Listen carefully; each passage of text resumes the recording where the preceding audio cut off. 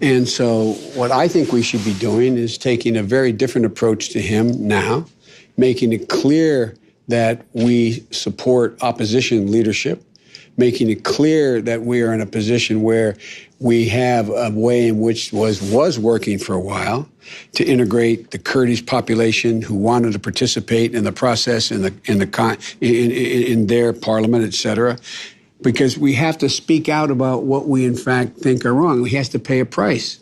He has to pay a price for whether or not we're going to continue to sell certain weapons to him. In fact, if he has the air defense system that they're flying F-15 through to see how they can try to figure out how to do it. So I'm very concerned about it.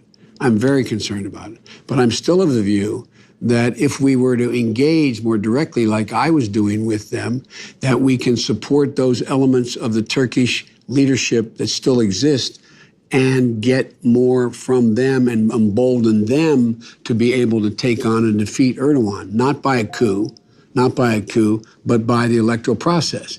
He got blown out. He got blown out in Istanbul. He got blown out, his party.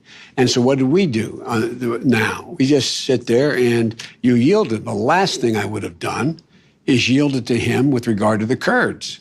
The absolute last thing. And I had a couple of those meetings with them about the Kurds, and they did not clamp down at the time. And anyway, so we have to make it clear that if they're looking to, because at the end of the day, Turkey doesn't want to have to rely on Russia. They've had a bite out of that apple a long time ago. But they got to understand that we're not going to continue to play with them the way we have. So I am very concerned. I am very concerned. I'm very concerned about our airfields and access to them as well. And I think it takes an awful lot of work for us to be able to get together with our allies in the region and deal with how we isolate his actions in the region, particularly in the Eastern Mediterranean relating to oil and a whole range of other things which take too long to go into. But the answer is, yes, I'm worried.